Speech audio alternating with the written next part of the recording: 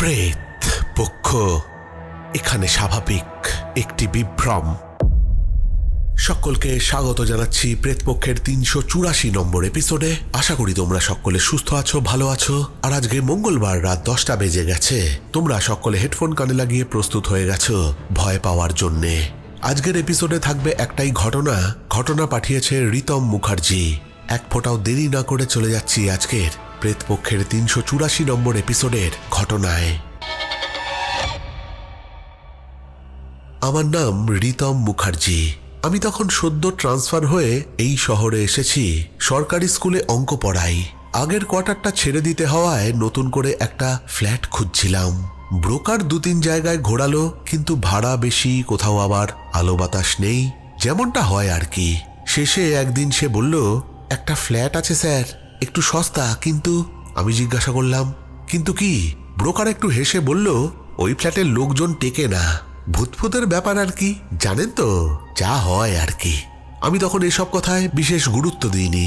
শহরে এমন কথা অনেক শোনা যায়, কখনো জল সমস্যা, কখনো প্রতিবেশী ঝামেলা, কখনো আবার কাগজপত্র নিয়ে সমস্যা। কিন্তু ভূত, একটা অঙ্কর শিক্ষক হয়ে এটা কি বিশ্বাসযোগ্য? জায়গাটার নাম শান্তিকুঞ্জ আবাসন। নতুন তৈরি 4তলা বিল্ডিং, লিফট নেই, তবে চওড়া সিঁড়ি। Flat number 3B। 3 তলায় কোণার দিকের একটা ঘর। ভাড়া আশ্চর্য রকম কম। আমি ঢুকে দেখতেই পছন্দ করে ফেললাম। 2টো বেডরুম, একটা ড্রয়িং রুম, ছোট্ট রান্নাঘর, 2টো বাথরুম। জানলা দিয়ে আলো আসে, বাতাসও ভালো। একটাই অদ্ভুত জিনিস, ফ্ল্যাটের পেছনের দিকে জানলা খুললেই দেখা যায় একটা কবরখানা। পুরনো বড় বড় গাছ, ভাঙা সমাধি ফলক। আমি কাঁধ ঝাঁকিয়ে বললাম, শহরে জায়গার অভাব, কবরখানা তো থাকবেই। ফ্ল্যাটের জন্য কি কবরখানা সরিয়ে দেবে লোক? সেই দিনই অ্যাডভান্স দিয়ে দিলাম। পাশের ফ্ল্যাটগুলোতে লোক আছে, কিন্তু এই ফ্ল্যাট নাম্বার 3B খালি। নিচের ফ্ল্যাটের কাকিমা মালতী দেবী আমাকে দেখে একটু অবাক হয়ে বললেন, এই ফ্ল্যাট নিলেন বুঝি? এই ফ্ল্যাটে ভাড়া আসছেন বুঝি? আমি জিজ্ঞাসা করলাম, হ্যাঁ, কেন? তিনি একটু ইতস্তত করে বললেন, না মানে আগেও 2-3 জন উঠেছিল, বেশি দিন থাকেনি। আমি হাসলাম, বললাম, আমার ভাগ্য ভালো, আমি টিকে যাব। তিনি আর কিছু বললেন না। প্রথম সপ্তাহ খুব স্বাভাবিক কাটল। স্কুলে যাই, ফিরে এসে রান্না করি, বই পড়ি, ঘুমাই। কিন্তু 8ম দিনের রাতে প্রথমবার শব্দটা শুনলাম। টুপ টুপ করে আওয়াজ, কেউ যেন খালি পায়ে হাঁটছে। আমি প্রথমে ভাবলাম ওপরের ফ্ল্যাট থেকে আসছে আওয়াজটা, কিন্তু আমার তো ওপর তলায় কেউ থাকে না, এটা তো 3 তলা, এর ওপর ছাদ।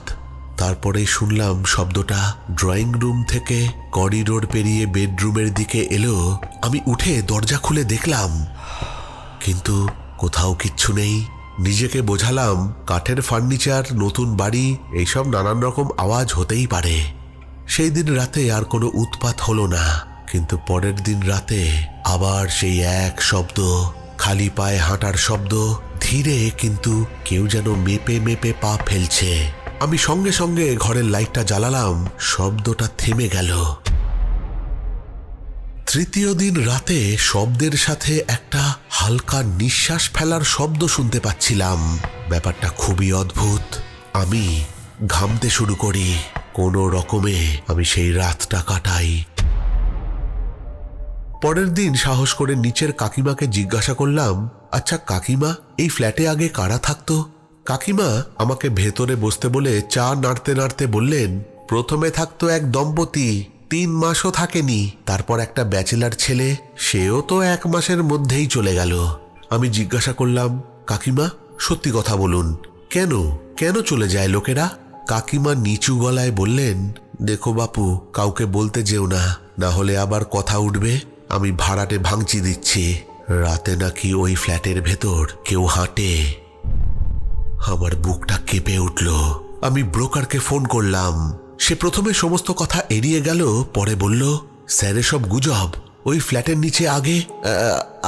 আমি বললাম, কি আগে? কি আগে? ওটা ফাঁকা জমি ছিল। আমি জিজ্ঞাসা করলাম, তারপর?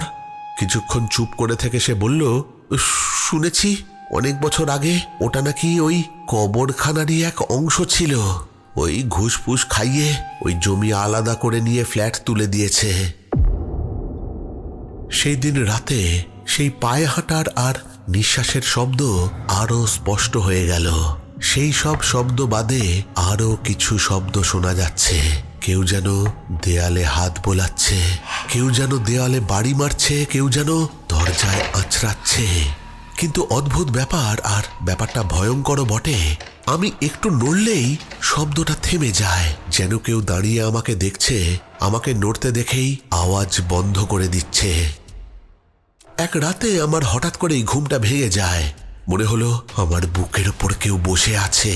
চোখ খুলতে পারছি না, শ্বাস নিতে কষ্ট হচ্ছে, কানে ফিস ফিস করে শব্দ, এটা আমাদের জায়গা, এখান থেকে চলে যাও। তারপর এক মুহূর্ত নিস্তব্ধতা, তারপর সব কিছু যেন হালকা হয়ে গেল। আমি বিছানায় উঠে বসলাম, ঘর খালি। আমি পরের দিন থেকে নতুন ফ্ল্যাট খোঁজা শুরু করলাম। কিন্তু আমি সেই পাড়াতে এক চায়ের দোকানে এক বৃদ্ধ বাসিন্দার সঙ্গে যেচে আলাপ করলাম। তিনি এই পাড়ায় প্রায় 70 বছর ধরে আছেন। সেই জায়গাটার ব্যাপারে তাকে জিজ্ঞাসা করায় তিনি আমাকে বললেন, নকশাল আমলে যখন সব জোয়ান জোয়ান ছেলেদের মেরে ফেলা হতো, তাদের লাশ ওইখানেই, যেখানে ওই ফ্ল্যাট হয়েছে, একসাথে কত লাশ ওখানে পুঁতে দেওয়া হয় তার কোনো হিসেবই নেই।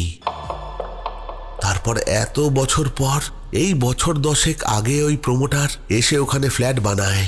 তবে তুমি এই সব কথা জিজ্ঞাসা করছো কেন? আমি তাকে আমার ফ্ল্যাটের কথা বললাম। তিনি বললেন, 3B। হ্যাঁ, এই ফ্ল্যাটের কথা শুনেছি। ওই ফ্ল্যাটে কি একটা গন্ডগোল হয়। তার সঙ্গে কথা সেরে আমি বাড়িতে ফিরে যাই। আবার রাত হওয়ার অপেক্ষা। জানি না আজ রাতে কি হবে। কিন্তু সেই দিন রাতে আমার সাথে কোনো ঘটনা ঘটল না। তবে রান্নাঘর থেকে সমস্ত জিনিস হঠাৎ করে ঝনঝন করে পড়ে যায়। রান্নাঘরে গিয়ে লাইট জ্বালিয়ে দেখি সমস্ত মশলার কৌটো, বেলন, চাকি, থালা, বাটি, গ্লাস, চামচ সব মেঝেতে ছড়িয়ে পড়ে রয়েছে। দিনটা ছিল শুক্রবার।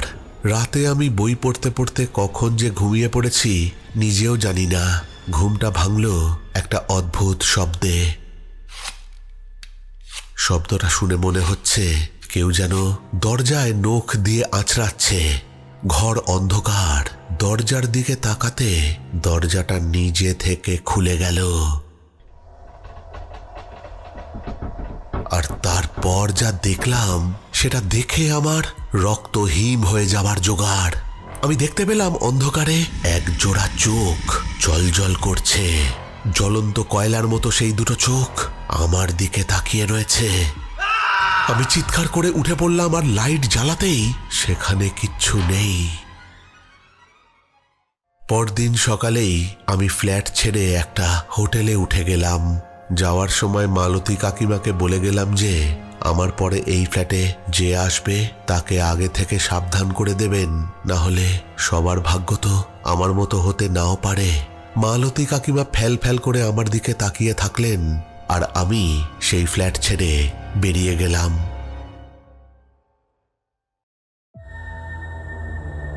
প্রেত পক্ষ এখানে স্বাভাবিক একটি বিভ্রম। অদ্ভুত একটা ঘটনা কিন্তু শুনলাম ফ্ল্যাট নাম্বার 3B। এরকম ঘটনা কিন্তু আগে আমরা বহু শুনেছি যে এরকম কোনো জায়গা যেখানে কবরখানা রয়েছে, সব ফ্ল্যাটে না হলেও কোনো না কোনো একটা ফ্ল্যাটে এরকম ডিস্টারবেন্স হয়। এরকম বহু ঘটনা রয়েছে।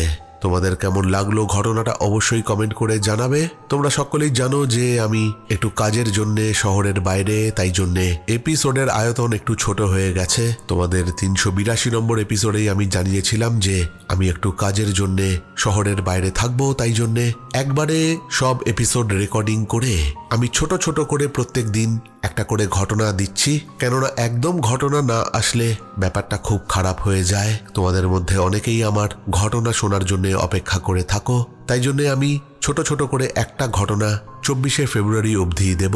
তোমরা একটু আমাকে মার্জনা করে দিও। ফিরে আসবো পরের সপ্তাহে নতুন কোনো ঘটনা নিয়ে। ততক্ষণের জন্য তোমরা সকলে ভালো থেকো। Love you all. টাটা।